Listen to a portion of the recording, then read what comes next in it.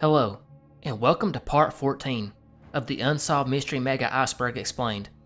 Tonight, we continue our descent into Layer 5 of this massive iceberg.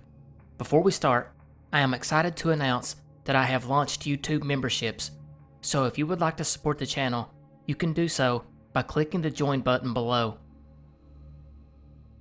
With that said, let's shake off the summertime sadness, dim the lights, and assume the resting position. We are about to take a journey through a world of mystery. Grinch of Gloucester, and we start off with a mystery with some positive vibes. In December 2020, a mysterious figure who was dressed up as the Grinch started visiting homes throughout Gloucester, England, and leaving gifts.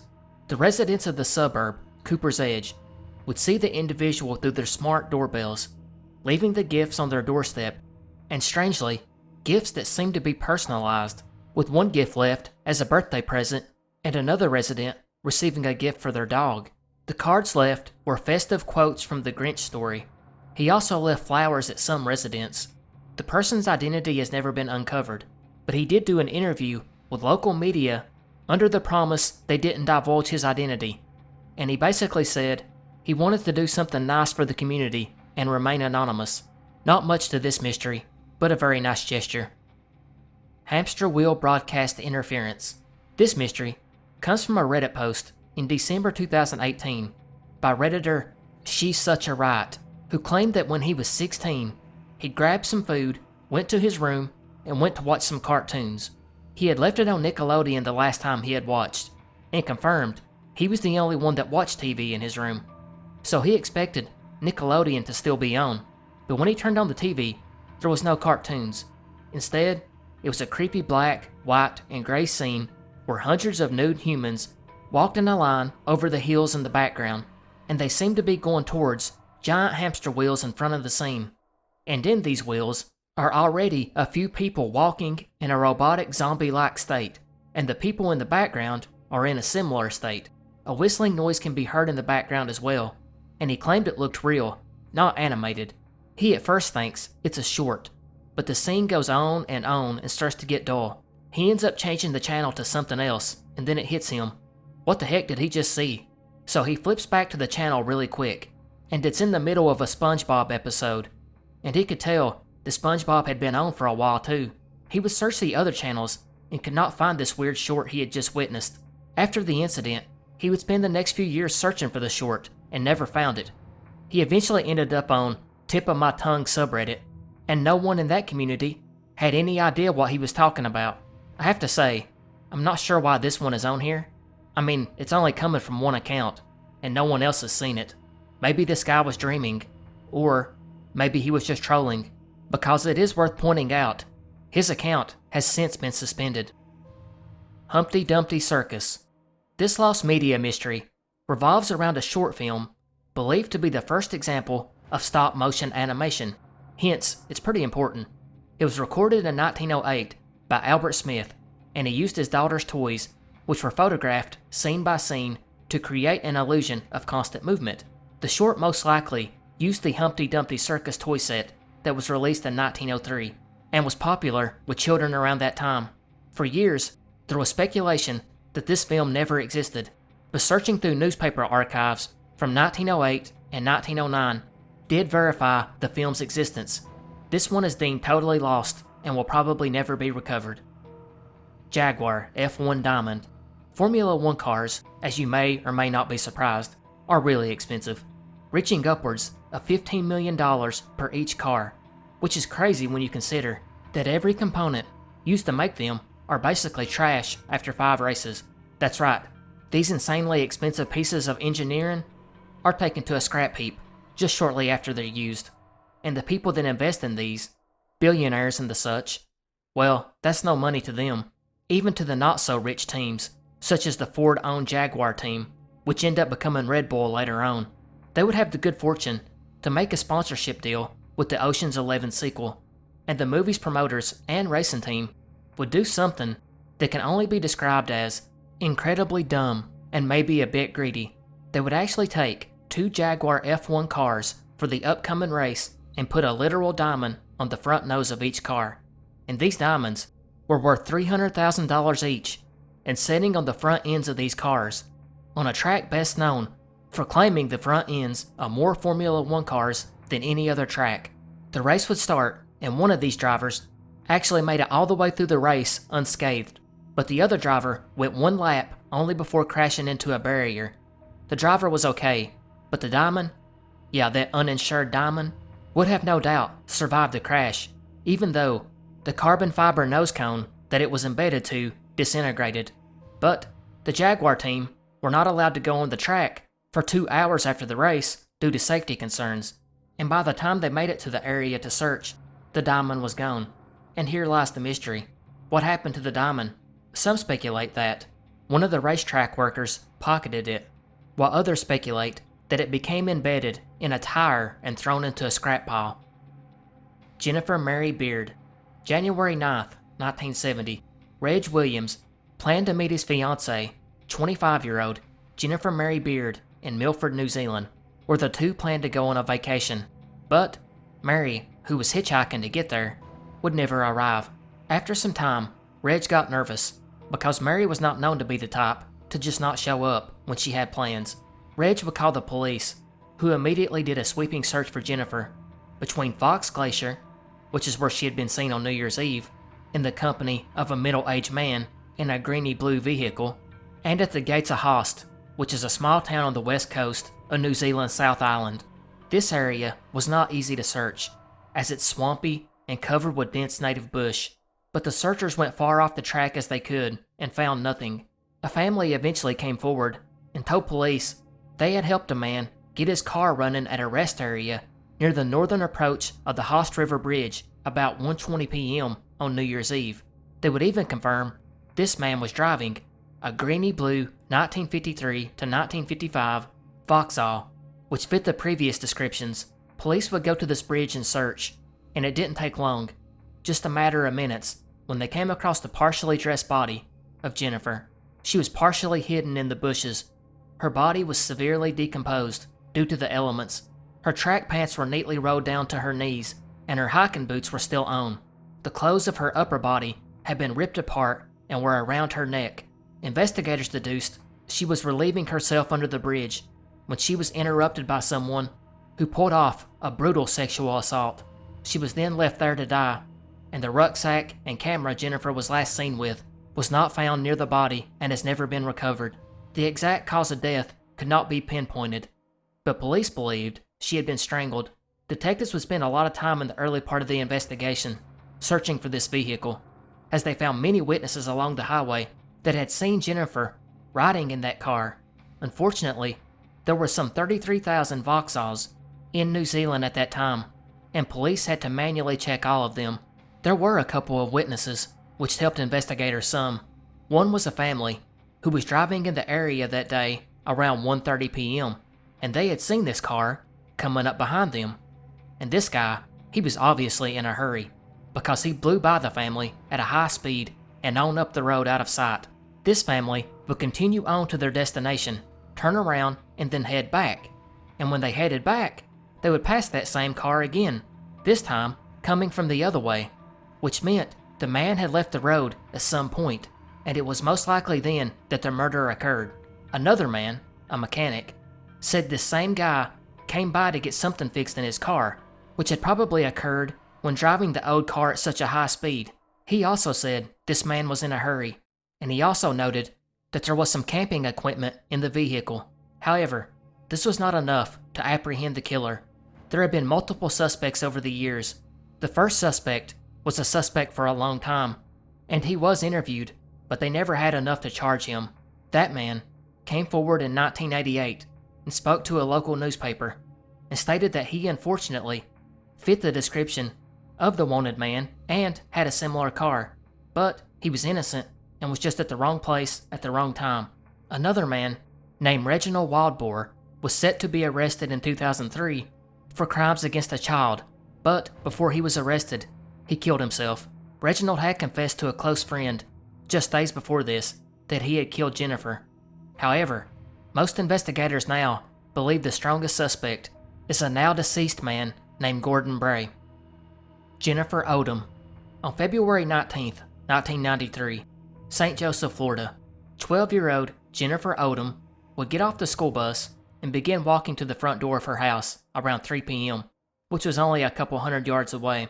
About an hour later, her sister Jessica would also arrive, and Jessica could not get into the house because the door was locked. She would then walk over to her grandmother's to get a spare key, walk the short distance back to her home, and realized immediately something was wrong.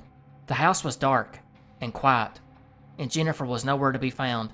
She ran back to her grandmother's and then called her mother, Renee, who in turn called Jennifer's best friend, whom she often went to visit. This friend would tell Renee that she had seen Jennifer exit the bus and walk towards her home. Renee now knew something was wrong and called the police. Soon, her family, friends, neighbors, and volunteers from the community would search the area in hopes of finding her, but sadly, she would not be found for 6 more days. When her nude body was finally discovered on a horse trail about 10 miles away from the bus stop, she had been sexually assaulted and died from blunt force trauma to the head. The investigation, which had already been ongoing, revealed that the other children on the bus had spotted an older model blue pickup truck heading in Jennifer's direction when she got off the bus, and then it started to follow her. The driver was a white male in his 40s with shoulder-length brown hair. This man and truck have never been located. The only real break in the case came in 1995, when a couple found a black clarinet case and backpack in a thicket in Spring Hill, about 25 miles away. They opened the textbook inside the backpack and found that Jennifer Odom was scribbled inside the front cover, and the fingerprints on these items did not match the couple, nor Jennifer, nor her family. And ever since then, investigators have been almost certain that these fingerprints belonged to the killer, yet they have never shown up in any database. Detectives, however, are still unsure if this was a crime of opportunity or if this guy had been stalking her previously. They do believe that he for sure knew where she lived and was familiar with the area. Investigators also believe that at least one person, or maybe more, know exactly who is behind it, but have not come forward because they are a family member or because they are an ex-spouse who is too afraid. Over the years, there have been a few potential suspects that were looked at closely, but those fingerprints found on Jennifer's items have pretty much ruled out all of them. There's one final strange part of this mystery that I hesitated to bring up, but it seems to be a part of this story that people like to talk about, and that is, once the investigators ran into dead ends, after about a year and a half into the investigation, they turned to one of the top psychic detectives to help with the search. I know a lot of people don't believe in psychics, and some believe them to be outright grifters, but this was a strange part with this one. The psychic, Nancy Meyer, would actually end up accurately describing some of Jennifer's belongings that would eventually be found nearby, such as her jewelry, and even crazier, she also accurately described the items that would be found 2 years later, which included her backpack and clarinet case with the initials LO on it. These descriptions she gave were not public knowledge at the time, as the police had kept it private, but she did actually nail this part, and she's been forever linked with the case, with even some law enforcement supporting her. So was she really psychically in tune with the mystery, or just had some lucky guesses? You decide. Jersey Devil. The Jersey Devil is an alleged cryptid said to inhabit the Pine Barrens in South Jersey. It is said to be a flying bipedal kangaroo-like creature with a horse or goat-like head, with leathery bat-like wings, horns, small arms, and clawed hands, legs with cloven hooves, and a forked or pointed tail. It is said to move quickly and can be heard emitting a high-pitched blood-curdling scream, like a baby's cry. There have been many sightings of this cryptid, with one of the earliest coming from Commodore Stephen Decatur, an early American naval officer in the early 1800s. It was said that he fired a cannonball directly at the creature and had no effect, while Napoleon's older brother, Joseph, claimed to have seen the devil while hunting in 1820, and strangely, just like the chupacabra, it has been blamed for several livestock killings going as far back as 1840. However, the most popular sightings go back to January 16th through the 23rd in 1909, when newspapers would report that hundreds of encounters were claimed by people all over South Jersey and Philadelphia. A lot of these claimed that the creature attacked a trolley car in Haddon Heights and a social club in Camden, and at least one altercation led to police firing at it. There were also reports of unidentified footprints in the snow. The sightings also started to spread, maybe by panic, and were soon reported as far away as Delaware and Maryland. It actually got so bad that a number of schools closed down and workers stayed home. Hunters began combing the countryside in search of this cryptid. So with all these stories, the cryptid must be real, right? Not exactly. Skeptics believe that a lot of this comes from the imaginations of the early English settlers, who would often tell boogeyman stories as a form of children's entertainment, and then it grew from there. But there's also the possibility that the Pine Barrens, where this cryptid was most often seen, was known to be home to a lot of the more dangerous people at that time, like fugitives, runaway slaves, moonshiners, poachers, deserting soldiers, Native Americans, and it's possible these stories were just told to discourage people from entering into that area. Furthermore, there is no evidence to support this creature, and sightings can be chalked up to a sandhill crane and mass hysteria. Although others have stated that it could have been a hammer-headed bat, the only problem with this is that bat is native to Africa, but it is possible that one of these could have been shut in a cargo hold of a ship transporting goods from one of the coastal regions of Africa and then escaped into the continental US. Jerusalem Syndrome. Jerusalem Syndrome is a term used to describe a psychological phenomenon where individuals visiting Jerusalem experience intense religious delusions or obsessions. The condition is characterized by a temporary state of religiously themed psychosis, often with symptoms such as intense religious preoccupation, grandiose ideas, and even messianic beliefs. The phenomenon was first identified and described in the 1980s, when it was noticed that some tourists, particularly those with a history of mental illness or a strong religious background, exhibited unusual behavior and mental states while visiting Jerusalem. The city's significance in Judaism, Christianity, and Islam, with its historical and religious sites, seemed to trigger these episodes. The exact cause is still unknown, but is believed to be a result from a combination of factors. The intense religious atmosphere of Jerusalem, combined with psychological vulnerabilities and heightened emotional states, can contribute to the onset of the syndrome. It's also not limited to any one religious group and can affect individuals of different faiths or even those with no religious affiliation. It manifests itself in various ways, ranging from harmless eccentric behavior to more severe psychotic episodes. Some individuals may dress in biblical or religious attire, engage in religious rituals, or deliver impromptu sermons in public spaces. In severe cases, individuals may become agitated, disoriented, and require medical intervention or hospitalization. Israeli authorities and medical professionals in Jerusalem are aware of the phenomenon and have established protocols to identify and assist altered individuals. There are also designated psychiatric facilities in the city to provide appropriate care for those experiencing the affliction. Joanna Lopez. This is another one that, in recent years, has been covered heavily, so I won't spend a lot of time on it.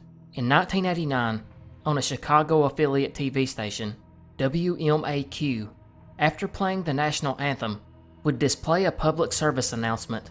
This PSA was for a missing person, but what made it odd and eerie was the terrible quality of the photo and no details about the missing person, with a black background and no sound. The person's name was Joanna Lopez, and there was a phone number below that, which doesn't work anymore. However, that number once belonged to the youth division of the Chicago Police Department. The screen remained like this for well over a minute, with no details or voiceover explaining it, before it finally would go off. But it gets weirder, because 2 years later in 1991, on the same channel, the same exact missing poster is shown again on a public service announcement. This time, the quality of the image was slightly better, but there was still no details given, and since this video was recently rediscovered, it's led many to wonder, just who was this girl? Was she ever found? Why was there a 2-year delay in between showing the PSAs? And why was there almost no details listed? Well, those questions would spur several online detectives to try to find the answers, who weren't able to find much at all at first. Even Google searches of Joanna Lopez missing 1989 found no old newspaper articles describing a missing person of that name. Searches through the archives of NOM US, NCMEC, and Charlie Project also revealed no known person named Joanna Lopez, which is very odd, since all three of those are huge databases of missing people. And according to one Redditor, Chris Polygon, he even submitted a FOIA request to the Chicago Police Department, and his reply from them stated that they had no person named Joanna Lopez in their databases from 1988 to 1991. And speaking of Reddit, there has been a sub created solely dedicated to solving this mystery, and they have actually made quite a bit of progress as of late. For starters, they did have one major breakthrough. They actually found a Joanna Lopez from Chicago that ran away from home in 1989. They even reached out to talk to this woman, once via phone call and once via text, and no response. But even as I am creating this video in early July 2023, it remains very active, as the same sub has now found who they believe to be her father, as well as the home where Lopez was living at when she disappeared. As I mentioned, there are a lot of good videos already out there on this one, but the main theories were that she never existed and that station was running a test for future missing person PSAs, and that one's basically been disproven at this point. Another one was that she ran away and went back home, and the TV station inadvertently played the PSA again. And the final theory was that she was murdered. However, if this Reddit sub is correct, then the theory that she ran away to start a new life is the correct one. John Lawson House. The John Lawson House of New Hamburg, New York, is known in the area for one weird reason. That's because of the trio of mannequins that were set out on the porch sometime in the mid-2000s. These mannequins were life-sized, like you would see at a clothing store, and at first, that's only a little odd, but it would get weirder. That's because these mannequins would occasionally be seen wearing different clothes, sometimes different wigs, and sometimes holding different props, like an old milk container or a book, etc., leaving onlookers to wonder, just what did this mean? But here's the mystery. No one knows who was living at this house, and no one ever saw anybody moving the mannequins or changing their clothes, leaving many to wonder, is this home haunted? The house itself is believed to be the oldest in the area, and it was built by a man named John Lawson in 1845, which obviously means he's not the one moving the mannequins around. As far as when the mannequins first appeared on the porch, nobody knows the answer to that either, but it was around 2006. And as far as the house or mannequins being haunted, that seems to tie back to two events. First, on February 6, 1871, a 25-car freight train derailed and crashed into another train going the opposite way. It ended up causing a huge fire, and 22 people lost their lives.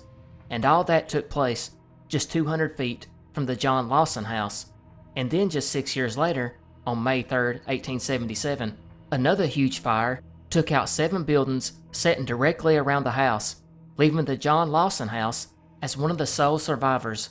And this has led to the theory that these mannequins represent or are possessed by the spirits of some of the people who died in those events. Or is it just the work of a prankster? Whatever the case may be, the mannequins all disappeared one day in 2016, after about a decade. John Wade Wagner. On February 17, 1968, 16-year-old John Wagner of Monroe City, Missouri, would take his younger brother Mark to a school dance at around 8 p.m. John was set to go back to the dance later and pick up his brother, but he never showed up, and nobody ever heard from him that night or the next day. His family would start a search in the area and actually found his abandoned truck in an alley off the main street in Monroe City. In the truck lie his keys, coat, and gloves, and there has never been another sign of John spotted in the last 50+ years. There were rumors that started to circulate after his disappearance that allege he was killed in an altercation with another local boy, or possibly 2 boys, fighting over a girl. John was said to have fell and hit his head during this scuffle, which killed him, and then the body was disposed of. possibly by burning the body with a bunch of old junk cars or being fed to hogs. Yet, police could never confirm this. The two boys were said to have been given polygraphs immediately after John's disappearance, but the results were never made public, and numerous searches of farms, ponds, and wells have never revealed anything either. Investigators have pursued the case even as recent as a decade ago, re-interviewing people again, while some persons of interest still refuse to speak or cooperate after all this time. There were also allegedly several witnesses who seen the fight and the ensuing death of John, but none of these people have ever came forward. Of course, that was all rumors, and the question remains, what really happened to John Wagner? John Weeks. On the night of August 7th, 1996, 43-year-old dirtbag Marvin Gabrion of Grand Rapids, Michigan, would exit a party with 18-year-old Rachel Timmerman. Along for the ride were two more men who were acquaintances of Marvin's. At some point, as the four were traveling back to their homes, Marvin would pull off to an empty field. He then ordered the two men out of the car and drove off with Rachel. And sadly, he would find another quiet location, and here he would violently beat and sexually assault Rachel. However, he let her live under the threat that if she told police, he would kill her and her infant daughter, Shannon. After careful consideration, Rachel decided to tell authorities anyways, and after a 6-month investigation, Marvin was finally arrested. But in a dumb move, he was released 2 weeks later after he posted bail. Rachel, whose life had understandably been difficult since that night, was just now starting to become stable again. But as the court date got closer, and she knew she would have to testify, she got nervous. She began to have nightmares about it, but she would try to live a normal life as best as she could. And on June 3rd, she even went out on a date with a man named John Weeks, the subject of our mystery. John had even told Rachel she could bring her daughter Shannon along. Unfortunately, it was not all it seemed, because Rachel did not return home that night, and her parents began to worry, obviously. But weirdly, the next day her father received a letter, allegedly from Rachel, that was postmarked from Little Rock, Arkansas, about 800 miles away. In it, she claimed she was going on vacation. Her father was very concerned because she had just started a new job, and she was set to testify against Marvin on June 5th, which Rachel never showed up for, leaving the authorities with no option but to drop the charges against Marvin. 11 days after this, the prosecutor for the case received a letter, again from Little Rock and again allegedly from Rachel. In it, she explained that she had tried to have sex with Marvin, but he refused her, which prompted her to make up the allegations. The prosecutor knew that this was BS and now believed Rachel to be in immediate danger.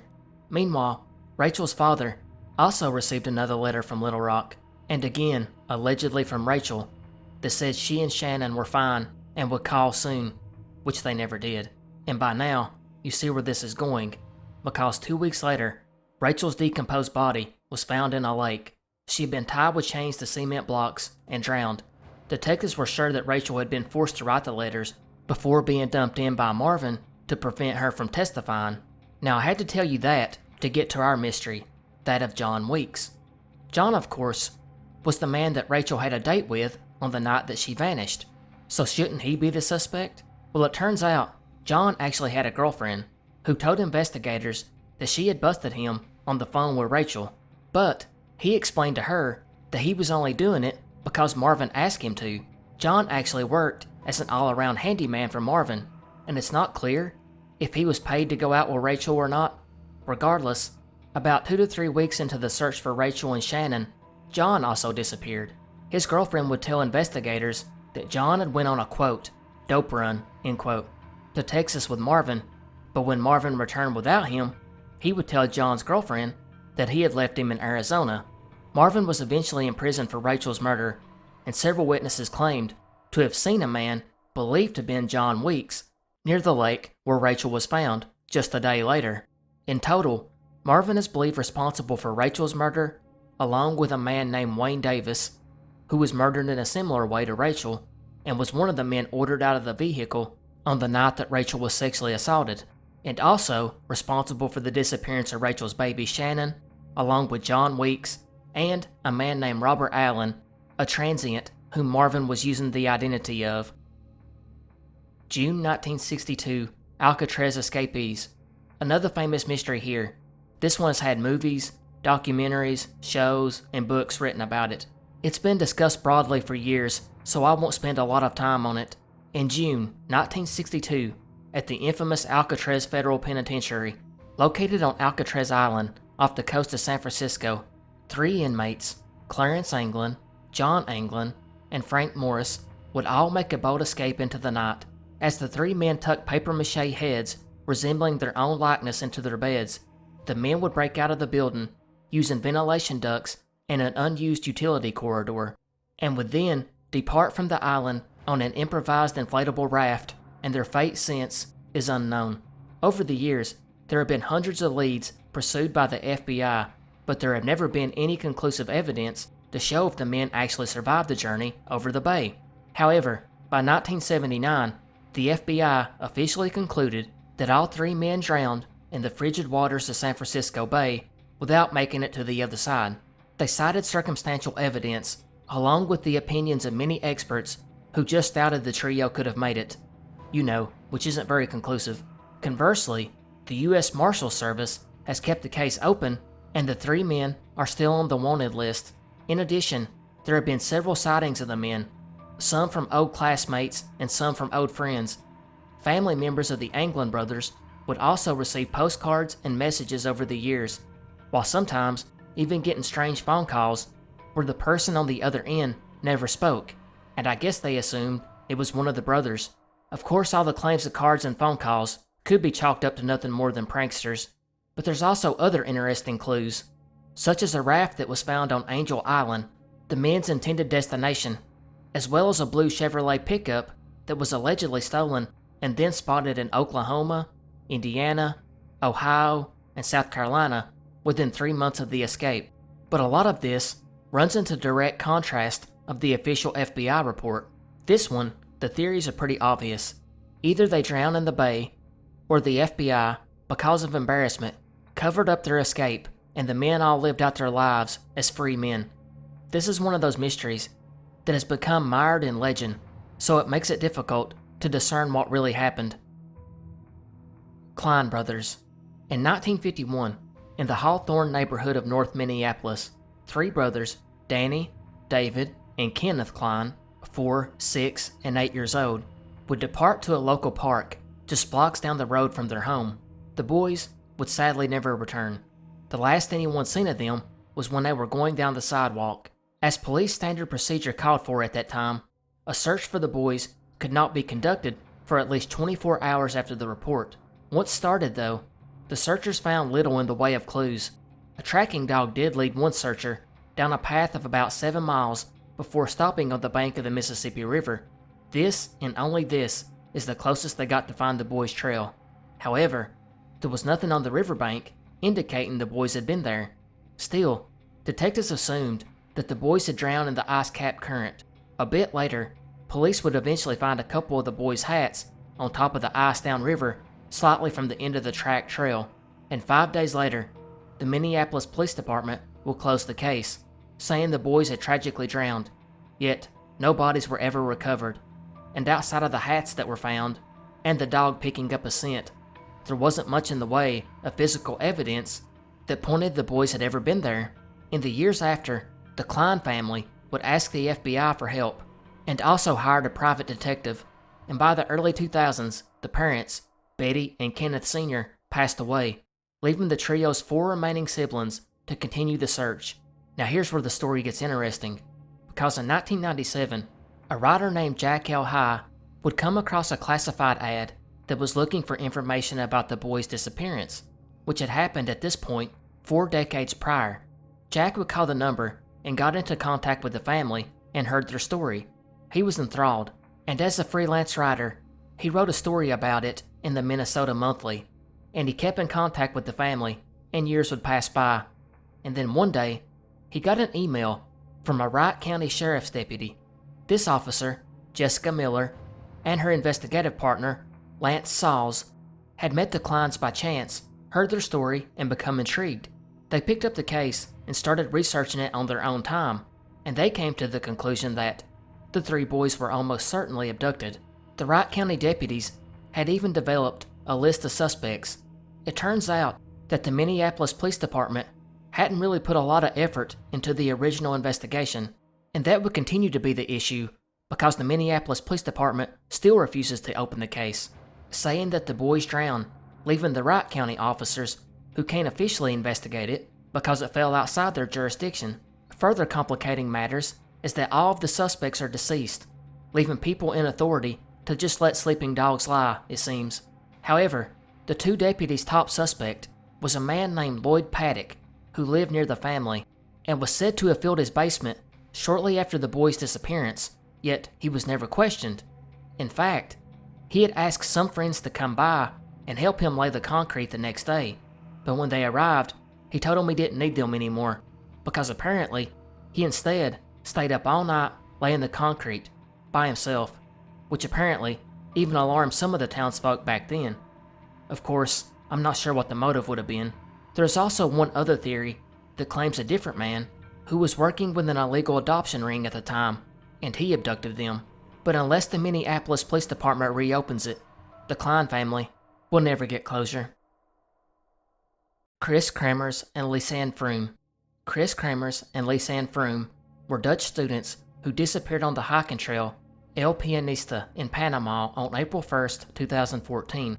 The two had arrived in Panama on March 15th, 2014, where they toured the country for 2 weeks before arriving in Boquete, Chiriqui on March 29th, where they lived with a local family for a month while volunteering with children. And on April 1st, the two wrote on Facebook they intended to walk around Boquete, and shortly later, they were spotted having brunch with two young Dutch men before hitting the trail around 11 a.m. They planned to hike into the forest that surrounded the Baru volcano. The parents of both girls stopped receiving text messages from the two young women, both of whom had been sending them daily, and the following morning, the two were supposed to meet with a local guide, and they both missed it. It was then that everyone was alarmed that something had happened. 4 days later, the parents arrived in Panama, and they, along with the police, dog units, and detectives from the Netherlands, conducted a full-scale search in the forest for 10 days. Nothing was found in the search, though, and it would be a full 2 weeks later, on June 14th, when a local woman would turn Lisanne's blue backpack into the authorities. She had claimed to have found it on a riverbank near her village. It was here that the infamous distress calls and pictures would be found on the women's phones. Around 6 hours into the hike, one of them had dialed 112, which is the international emergency number in the Netherlands, and another one dialed 911, the emergency number in Panama. The first attempt was made by Kris's phone at 4:39 p.m., and shortly after that, another attempt from Lisanne's phone at 4:51 p.m. However, due to lack of reception in the area, neither call made it through. 3 days later, on the 4th, Lisanne's phone battery died at around 5 a.m. and was never used again, and Kris's phone, on the other hand, was turned off and on intermittently to search for reception, no doubt to save battery. It was also discovered on Lisanne's phone, which had died early on, photos from April 1st that showed the women had hiked near an overlook and then wandered into the wilderness for hours before making their first emergency call. Then a week later, on the 8th, 90 flash photos were taken between 1 a.m. and 4 a.m. deep in the jungle in near complete darkness. The most disturbing one was the back of Kris's head. Searchers now keyed in on the Culebra River, and Kris's shorts were found atop a rock, and 2 months later, remains were finally found, and DNA testing was done, which confirmed the identity of both girls. And to most people, this would seem to be an open and shut case. The girls got lost and died from the elements, and their remains were washed downstream. However, there are a few odd facts that stick out in this one. For one, there were not any scratches on any of the bones, meaning that there was no animal attack, nor were the bones dragged across the rocks in the river. Secondly, was Kris's pelvis, which was broken in half and bleached, either from the sun or from a chemical such as lime. Regardless, a pelvis does not break in half from decomposition, especially in a younger person. The bone was also missing joint tissue, which should have remained intact for years. And maybe the strangest part was a couple of months after finding the remains, a fragment of skin belonging to Lisanne was found on the riverbank, and it was still relatively fresh, unlike Kris's remains. There's also the fact that the investigation was poor from the get-go, not to mention a lot of people related to the case somehow accidentally drowned or got hit by cars, some within days of the opening investigation. And finally, the coroner claimed that remains of Lisanne appeared to be manipulated, to which the Panamanian detectives ignored. There's also the fact that during the recovery of the remains, bones of other people were found as well, at least 3 other people, which have never been explained. Kristin Smart. In 1996, Kristin Smart, a 19-year-old from Stockton, California, would enroll into Cal Poly University in San Luis Obispo, California, and on the night of May 25th, 1996, Memorial Day weekend, she decided to attend a birthday party at a fraternity house, a party where she did not know anyone. She had originally planned to go to the party with a friend, but that friend decided to return to the dorm early, leaving Kristin to go alone. And it would be later that night, at around 2 a.m., that Kristin would be found passed out on a neighbor's lawn by 2 other students, that of Cheryl Anderson and Tim Davis, both of whom had just left the party. They helped Kristin to her feet and decided to walk her back to her nearby dorm, but it was then that another student from the party, Paul Flores, joined the group and offered to help. Tim would first depart, as he lived off campus and had driven. Then Cheryl left the group to go to her own dorm, leaving Paul, who lived the closest to Kristin, and assured Cheryl he could take her back by himself. This would end up being the last time Kristin was ever seen, and one of the major issues in this mystery is the early handling of the case, as the university police believed that Kristin had actually just taken an unannounced vacation, which wasn't unusual for students over the holidays. This caused a delay in the search by at least a week, in spite of the fact that her family had been calling the police prior. Once the search did begin, numerous volunteers helped, some riding along courses, and there was even attempts using ground-penetrating radar devices. The only thing ever found since was that of an earring, which was found by a tenant living in the former residency of Paul Flores' mother. However, this earring was not 100% confirmed to have belonged to Kristin, and has since been lost by the police. Over the next decade, tons of searchers were used, even bringing in cadaver dogs, all to no avail. The case would go cold for the next 2 decades, but was heavily investigated between 2011 and 2016, with a $75,000 reward posted by the FBI, as well as one from a local resident for $100,000. And by September 6, 2016, the San Luis Obispo County Sheriff's Department would announce they were investigating a new lead in the case. Cadaver dogs from the FBI were brought in, and investigators spent 4 days excavating an area around the campus. After 3 days, items were found at all 3 dig sites near Kristin's dorm. The items were analyzed, but nothing has ever been released about what they found. And in 2019, a podcast about the events would begin, and this podcast would get big, which renewed public interest in the case. And by 2020, an FBI source would contact the Smart family saying additional news was coming. Paul Flores' home was then searched and numerous items of interest were found, which included drugs used to make someone pass out and homemade videos of Flores sexually assaulting these women that he had given the drug to. Paul and his father Ruben were then taken into custody. Paul was charged with murder and Ruben was charged with being an accessory. By 2021, the prosecutors stated that it was their belief that Kristin's body had been buried beneath the deck of Ruben Flores' home, but had since been removed, and they cited biological evidence that had been found. Paul was convicted on March 18, 2023, and sentenced to 25 years to life, and Ruben was found not guilty of accessory after the fact. But with the arrest of the killer, the family still wonders, where exactly are Kristin's remains? Strangely, as I write this in early July 2023, there is news in the past few days that some environmental scientists claim to have found human remains evidence in Susan Flores' yard, Paul's mother, which doesn't necessarily mean the remains of Kristin are there or were there, but considering this was found near 2 planter boxes that the Flores put out about a month after Kristin's disappearance, and considering other tenants claim to have heard a watch beeping near the flower bed after Kristin's disappearance, well, it certainly looks suspicious. Leah Roberts. In 1995, Leah Roberts of Durham, North Carolina, would set off to begin her studies at NC State in Raleigh, North Carolina. Leah was pursuing a degree in Spanish and anthropology, but by the fall of 1998, she was involved in a serious car accident that punctured her lung and shattered her femur.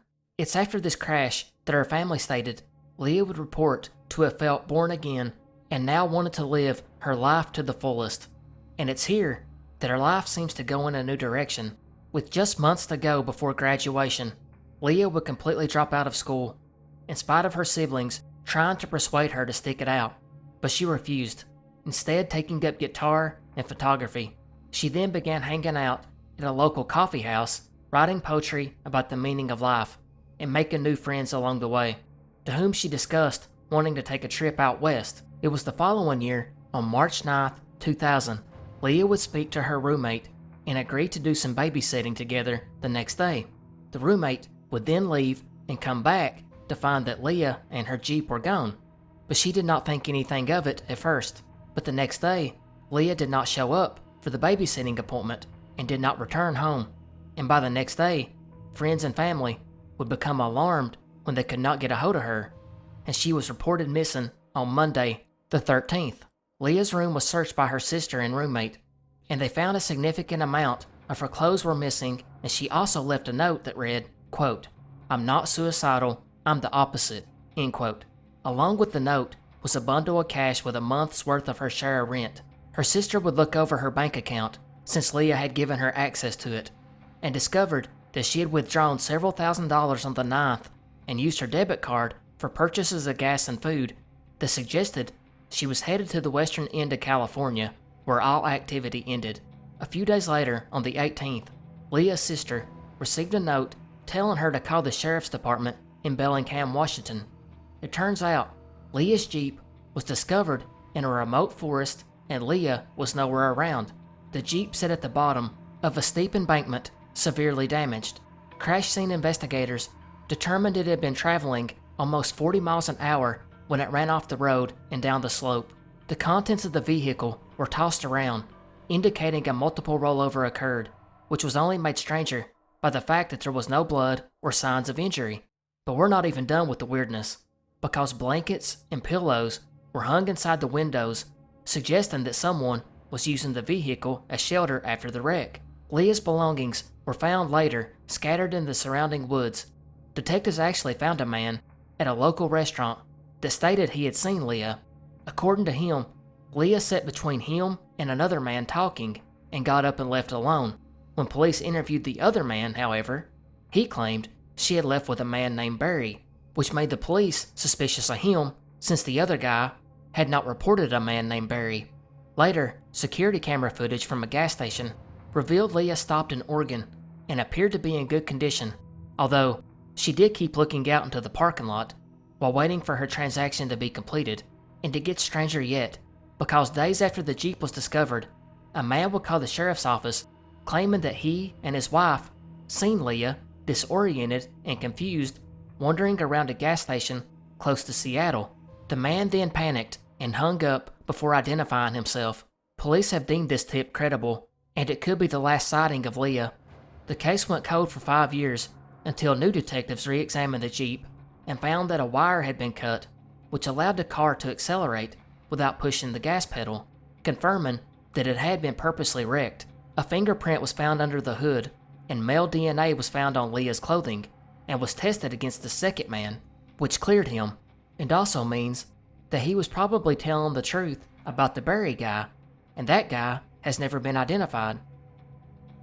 Managua Event. On September 6, 2014, near the Augusto C. Sandino International Airport in Managua, Nicaragua, witnesses would report something strange. That of hearing a blast that sounded like a bomb and seeing a dust cloud that smelled like something was burning. A search of the area revealed a 39-foot wide and 16-foot deep crater within the vicinity of the Nicaraguan Air Force Base, part of the airport. The next day, local geophysical scientists would visit the site and describe finding, quote, "tiny mirror-like particles," end quote, in the volcanic ash along the walls of the crater. The scientists noted they would need to study the site further with experts from other countries. Many of the early reports would begin to speculate that it had been caused by a meteorite. The Vice Minister of the Exterior would send a letter 3 days later to the U.S. Ambassador to Nicaragua requesting, quote, arrangement of cooperation, end quote, with the United States Geological Survey and invited a, quote, meteor expert, end quote, to visit the crater site to coordinate efforts of the scientific community investigating the event. The minister would also state, quote, seismic and acoustic waves were recorded by at least 24 seismic stations near the city of Managua, end quote. However, these events were not reported on the Nicaraguan Seismic Network website, but it could be that the reason an expert was asked to come to the site is because the group of local scientists had found bits of compacted unusual debris at the bottom of the crater. What this was, they did not say, but said it was being sent off for analysis. Further adding mystery was the local authorities would then shut off access to the site, claiming they wanted to prevent contaminating the area until visiting scientists could view it. It was then announced that NASA had been contacted, as well as announcing their plan to build a structure over the area to protect it from the rain. Then they scanned the trees in the area for unusual debris, and whatever they found, if they found anything, has never been released to the public. There was no one that actually seen what had happened, nor were there any security cameras anywhere that picked up anything. And finally, satellite operators didn't report seeing a meteor. But here's the strangest part. There was no meteorite recovered. Scientists have concluded that to have a crater that size, the object would have had to appear brighter than a full moon, which someone would have seen. And that indicates that this was not made by a meteorite. So if it was not a meteorite, then what was it? One issue with this was that the trees and soil around it appeared to be undisturbed, making this crater look more like a sinkhole than an impact. Or maybe it was done by excavation. Some would even speculate that it was caused by a military blast, since the Air Force base was nearby. Markovian Parallax Denigrate. The Markovian Parallax Denigrate is a series of hundreds of messages posted to Usenet in 1996. The messages appear to be all in gibberish, and the name comes from the fact that the subject line of the post was Markovian Parallax Denigrate. This is one of the oldest internet mysteries, and one of the strangest as well. The poster would go to a board and just post nonsensical messages over and over. An example of this message was posted to alt.religion.christian.bostonchurch in 1996, which read as follows: jitterbugging, McKinley, Abe, break, Newtonian, inferring, Ka, update, Cohen, air, collaborate, Rue, sports writing, Rococo, invocate, and so on, which is weird now, but it looked really weird in 1996. The poster's account was linked to an email belonging to a University of Wisconsin student named Susan Lindauer. However, that was spoofed to cover the real identity, and to this day, people, especially internet sleuths, have wondered who was behind the messages, and just what was their intent. Some people, like YouTuber Barely Sociable, stated that it was his belief that it was most likely nothing more than spam, but others think it was most likely just someone trolling. And if true, why has this troll not taken credit? Others have speculated that the messages are sorta like that of the old Cold War number stations, yet nobody has ever been able to decipher any of it. Another theory is that it was the product of an early attempt at creating a bot. Maura Murray. Maura Murray is a woman who disappeared on February 9, 2004, after suffering a car crash near Woodsville, New Hampshire. At the time, she was a 21-year-old nursing student. The months leading up to the disappearance have only added to the mystery of what happened to Maura, such as using a stolen credit card 3 months prior in November, or even as recent as just 4 days prior, when she broke down into tears at work, prompting her supervisor to escort her back to her dorm. Her father arrived 2 days before to take Maura car shopping, and then later had dinner with Maura and her friend. That night, Maura would leave to go to a dorm party at around 10:30 p.m., and she left that party at 2:30 a.m. And at 3:30 a.m., as she was headed back to her father's motel, she struck a guardrail, causing nearly $10,000 worth of damage to her father's car. An officer arrived, and there was no documentation of a field sobriety test. She was taken back to the motel, where she stayed the rest of the morning. And this is where things kinda get weird. That night, at around midnight, Maura would use her computer to search MapQuest for directions to the Berkshires and Burlington, Vermont, and no one would hear from her for over 12 hours, when at 1 p.m. she emailed her boyfriend and said she didn't feel like talking right now, but would call him later. She then called about renting a condo in Bartlett, which the owner did not do. After this, she would call her supervisor at work, stating that she would be out of town for a week due to a death in her family, and would contact them when she returned. But there wasn't really a death in her family. She then called about hotels in Stowe, Vermont, before leaving a voice message for her boyfriend, stating they would talk later. Campus police would later discover she had packed most of her belongings, but it's unclear when she had done this. She then packed clothing, toiletries, textbooks, and her birth control pills, and at 3:30 p.m. she left campus and went and withdrew $280 from an ATM. She then went to a liquor store and purchased $40 worth of alcohol. During all this time, she was alone. She hit the interstate between 4 and 5 and last used her phone at 4:37 p.m. She did not inform anyone where she was going. About 3 hours later, in Woodsville, New Hampshire, a resident would hear a loud thump outside her home, and looking outside, seen a car up against the snowbank. The woman called police. After that, a school bus driver then passed and seen Maura walking around the vehicle. He noted that she was not injured, but she was cold and shivering. He offered to call for help, but she asked him not to call the police and said she had already called AAA, which AAA has no record for. The driver knew there was no cell reception in the area, so he went home and called the police. He would not see Maura's car while he made the call, but he did notice several cars pass before the police showed up. The police would arrive 20 minutes after the first call and discovered Maura was missing. Not inside her car or around her car, which is pretty damaged. An officer did notice red stains thought to be wine and noted an empty beer bottle and damaged box of wine in the rear seat. He also found the AAA card, gloves, CDs, makeup, jewelry, and directions to Burlington. A search would begin the next morning, and a police dog tracked her scent about 100 yards from where the vehicle was, suggesting she had gotten into another car. Her boyfriend, who had his cell phone turned off during the flight to the area, received a voicemail that sounded like Maura sobbing. The call was traced back to a calling card issued by the American Red Cross. And that's just a very brief summary of this one. It's way too deep to really get into here, and besides, I know you all have heard this one 100 times at least. The searches over the years have never found any clues of what really happened to Maura. Law enforcement originally believed she left to start a new life or committed suicide, but they now consider the case a suspicious missing person case. And while some think that she was killed by whoever picked her up that night, others believe she was never picked up at all and just wandered off into the wilderness and succumbed to the elements. Michigan Dogman. The Michigan Dogman is a cryptid whose first sighting goes all the way back to 1887 in Wexford County, Michigan. The creature is described as a 7-foot-tall blue-eyed or amber-eyed, bipedal, canine-like animal with the torso of a man, and it lets out a fearsome howl that sounds like a human scream. Sightings have been reported in several locations in Michigan, but mainly in the northwestern part of the Lower Peninsula. As mentioned, the first sighting in 1887 was reported by 2 lumberjacks who saw a creature they described as having a man's body and a dog's head.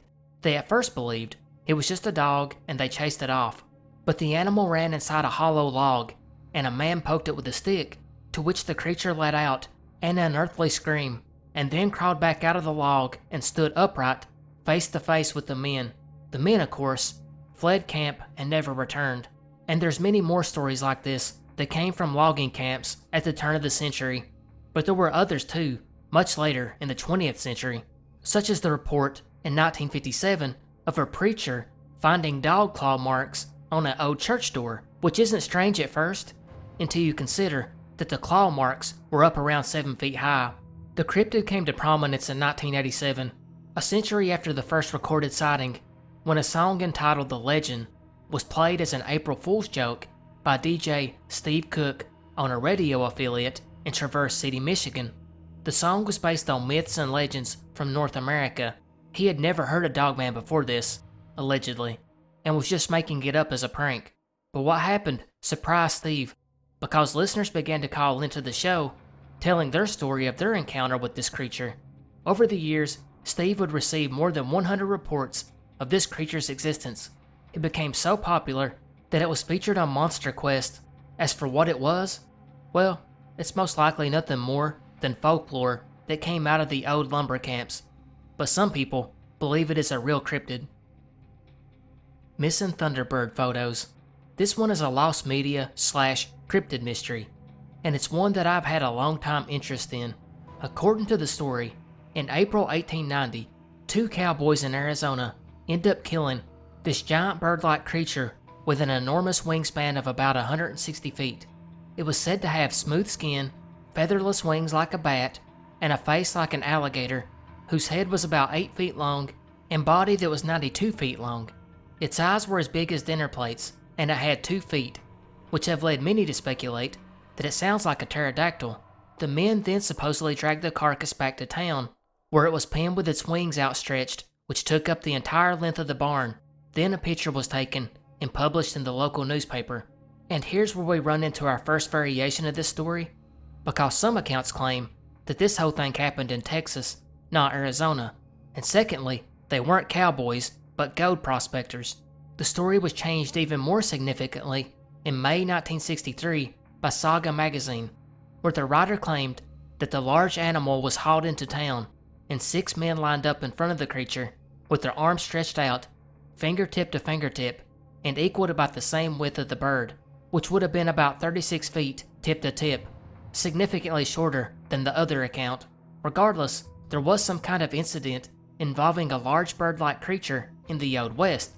The question is, was it a real event or just a legend? Well, Fate magazine would do a story about it just months after Saga magazine did, and they claimed not only was the story true, but the photo was published and appeared in newspapers all over America. A correspondent of the magazine would claim to have seen the photo, while British biologist Ivan Sanderson also claimed to have seen the photo. The original newspaper article, which came from the Tombstone Epitaph, was indeed printed on April 26, 1890, but it did not mention a photo. Years later, the newspaper would actually search through the archives but could not find the photo.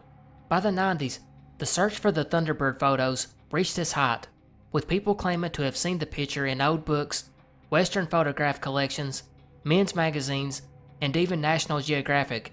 One user would even post in a WordPress article that he had seen the photo back in 1967 in a magazine that ran articles on old stories from the West, and he remembered that the photograph showed several men pointing to what was a large black pterodactyl nailed to their hunting cabin or shed.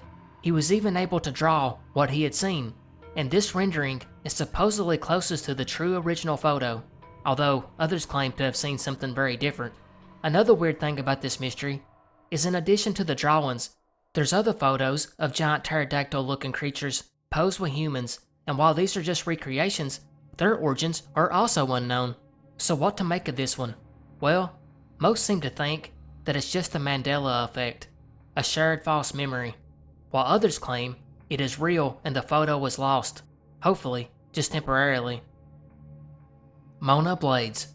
On May 31st, 1975, 18-year-old Mona Blades of New Zealand was hitchhiking from Hamilton to Hastings, about 190 miles, for a surprise visit with her family for her nephew's first birthday.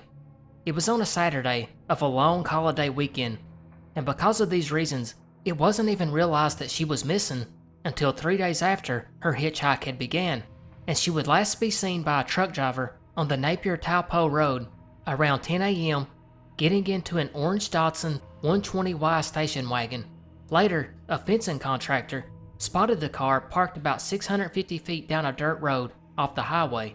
He saw a woman fitting Mona's description in the back and a middle-aged man in the driver's seat.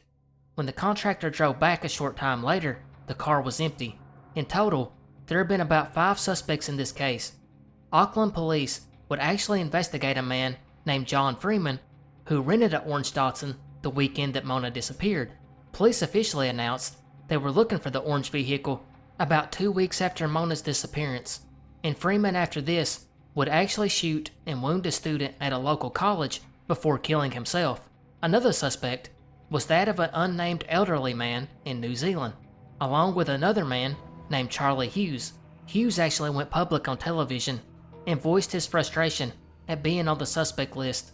By July 2018, over 40 years after her disappearance, TVNZ's Code Case program would take a look at the case with expert detectives who re-examined the original files. They concluded that the original investigation focused way too much on the truck driver's sighting of the orange Datsun and may have misled potential witnesses using photographs which did not resemble Mona's hairstyle at the time of her disappearance. They used photos from when she was a bridesmaid when her hair was long, but her hair was short when she disappeared. Another detective confirmed that Mona had acquaintances with the motorcycle gang called Highway 61 Gang, and that a gang member or their associate may have been involved. They had actually been traveling on the road that weekend to a gathering in Wellington. Furthermore was a sighting from a woman who had seen two men carrying a road carpet into the back of a red Toyota station wagon. This account matched another sighting of the Toyota that was seen stopped in convoy with a bike gang at a service station.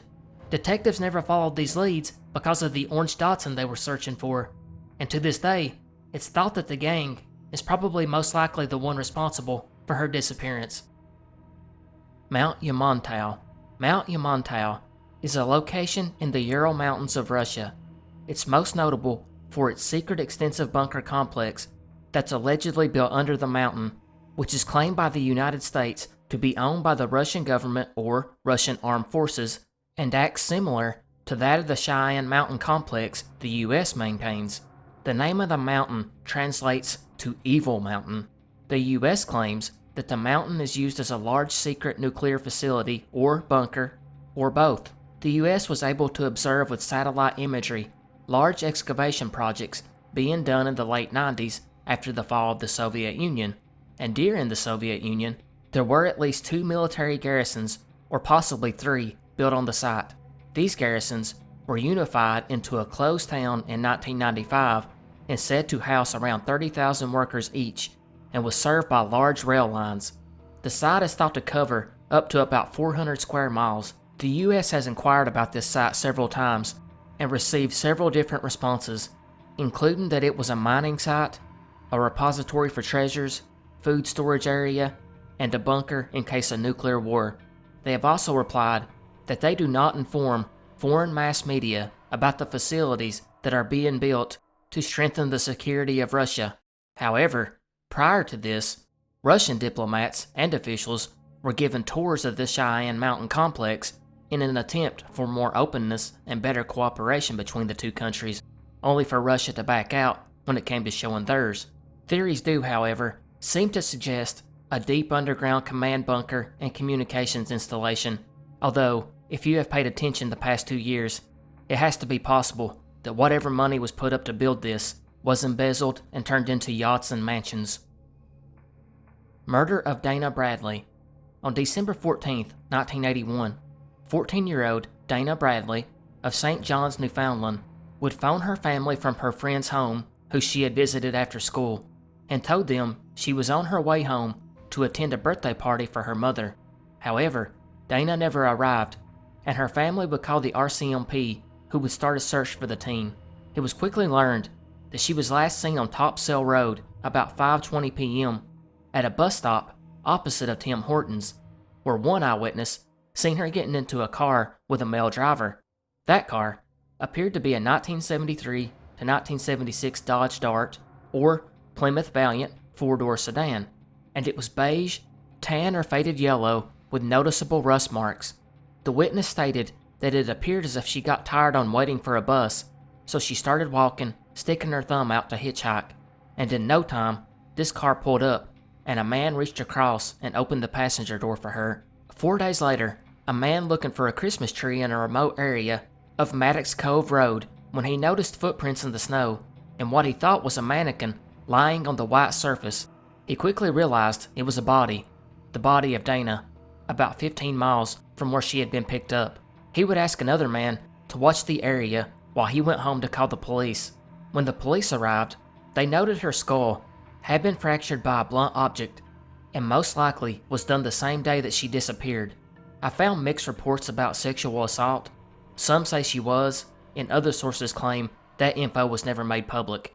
The body was laid out in a, quote, burial fashion, end quote, and her school books were tucked under her arms, which investigators believe indicates that the killer was remorseful. A small bit of DNA was also recovered. Detectives would end up chasing down thousands of tips, and over 1,000 men would be interviewed. More than 800 cars were also examined, and a task force of 35 full-time investigators was created. In 1986, a man named David Somerton was charged with murder after he confessed, but he later recanted, saying he was coerced by the police. He was later convicted of public mischief in relation to the false confession. In addition to this, another man was sentenced to 9 months after making cruel, harassing phone calls to the Bradley family. In May 2016, the RCMP announced they had uncovered new DNA evidence in the case, which they used as a sample and connected it to an unknown male subject. The DNA was also used to rule out existing suspects. There has been speculation that her murder was connected to that of 3 other cases of missing Newfoundland and Labrador women between 74 and 84, though none of that has ever been confirmed. Dana's killer was thought to be in his mid-20s, and a sketch was made and distributed widely, but no one identified the man, and with longtime suspect David Somerton officially cleared. The most likely theory now is that Dana was killed by a stranger. One positive note in this one, with the new discovery of the DNA, this one is probably going to be solved, and maybe fairly soon. So if I was this guy, I would be extremely nervous. Oak Grove Jane Doe. On April 12, 1946, 3 people walking along the bank of Willamette River near Oak Grove, Oregon, about 10 miles south of Portland, would see a burlap sack floating just offshore. Dragging the bag to the bank, thinking that it contained drowned kittens, they would be shocked to discover the torso of a white female, along with several articles of clothing, such as an overcoat, long underwear, and a dark sweater, and also contained curtain sash weights. The following day, 2 fishermen would bring a similar bag they had found about 6 miles from where the torso was found. In this one, the woman's right thigh and both arms were found, along with sash weights that were also discovered, and the bag had been wrapped with telephone wire. The hands had been severed from the arms, and the foot severed from the leg, which neither could be located.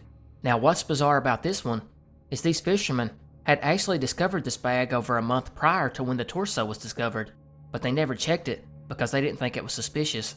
They only went back to check it after hearing the news about the torso that had been found the day prior. Police would search the area and made some plaster casts of footprints they found on the riverbank near where the arms and legs were discovered. 3 months later, in July of 1946, the victim's left thigh was found floating under the Oregon City Bridge. Then 3 days after this, bundles of a woman's clothing was discovered in a tributary of the river.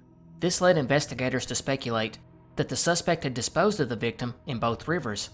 By September, fragments of a human scalp were discovered, and then a month later, a package containing a severed head was found near where the torso had been discovered.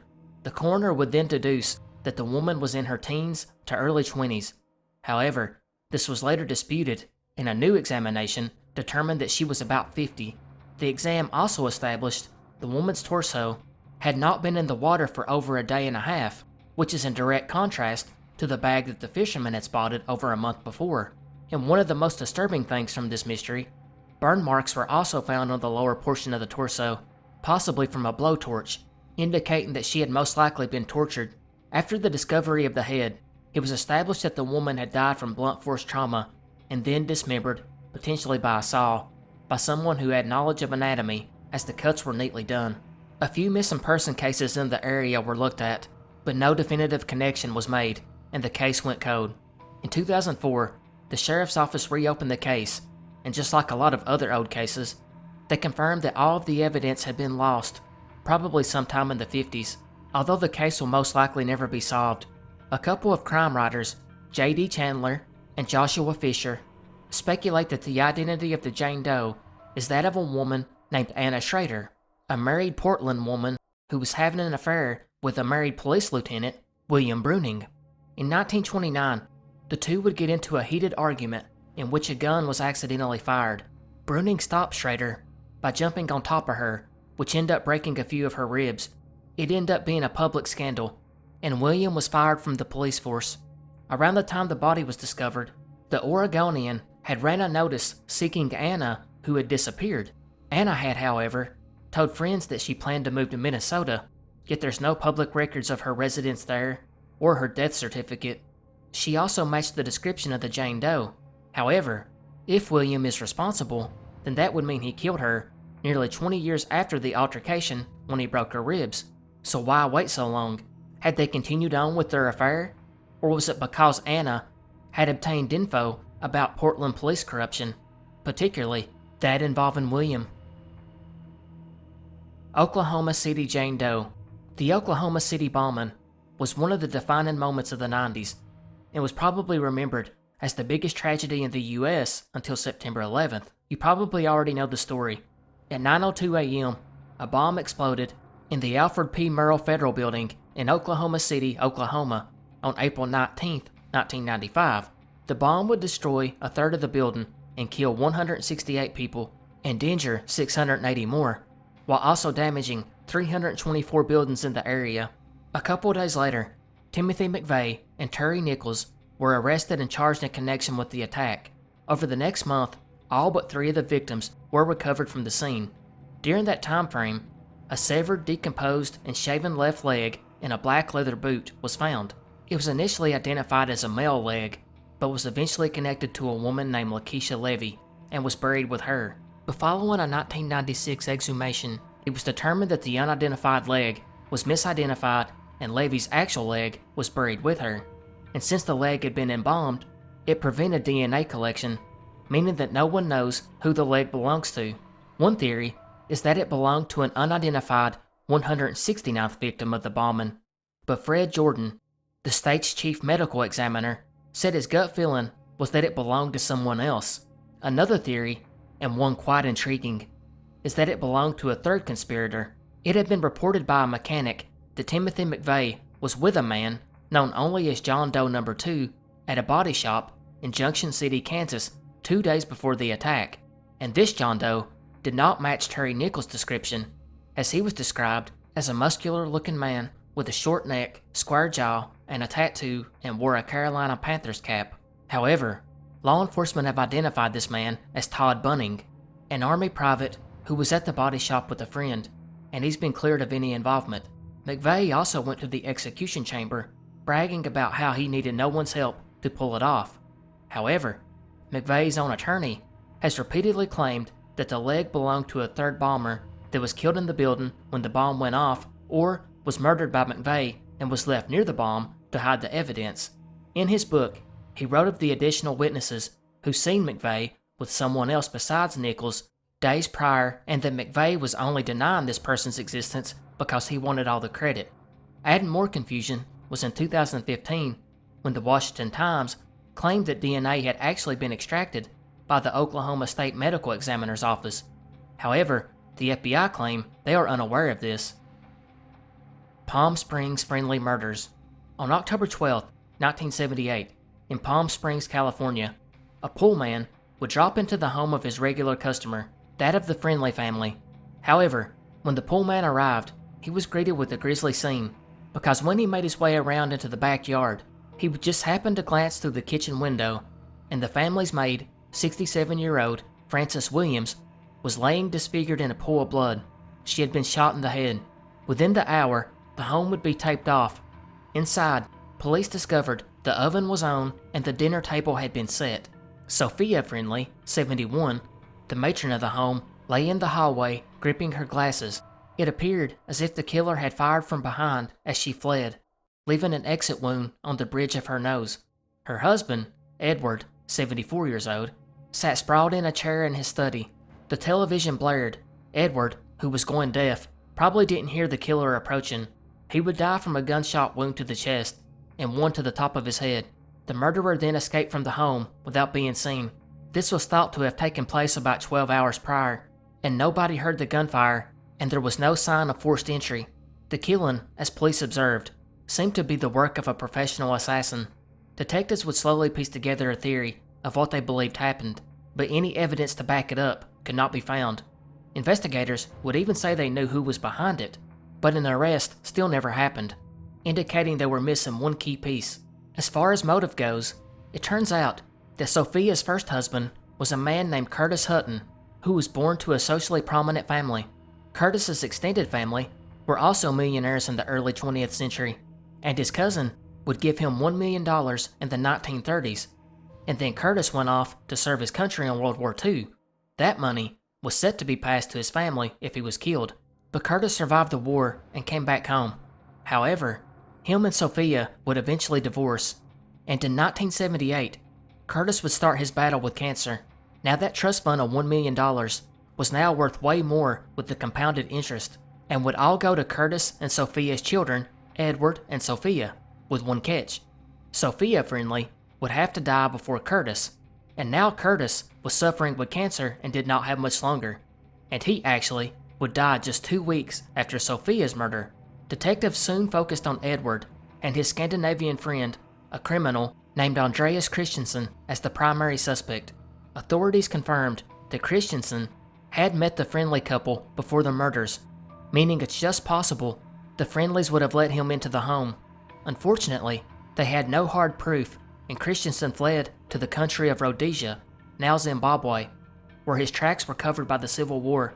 But in a strange turn of events, in 1981, Christensen would actually be arrested in Denmark after trying to rob a bank. Investigators from California flew to interview Christensen, who denied any role in the murders, while also revealing details that seemed suspicious. He was arrogant and enjoyed playing the cat and mouse game with police, remarking he once had a gun, just like the murder weapon, but he dismantled it and flushed it down the toilet of a moving train in Germany. There were 2 people that knew Christensen during that time, and were believed to have witnessed Christensen with that gun. However, these men were later found to have died suspicious deaths, one from a drug overdose in Edward's apartment, and the other who had been killed while hitchhiking, whereas Edward, the son, was interviewed multiple times and always denied involvement, and eventually moved to Mexico. His ex-wife, however, would be interviewed by police, and she confirmed that Edward's relationship with his mother was very bad, and his parents had already cut him out of the will, which had no impact on the trust. This is one of those that is pretty much solved. There was just never any conclusive piece of evidence. And that concludes this edition of the Unsolved Mystery Mega Iceberg Explained. I hope you all enjoyed.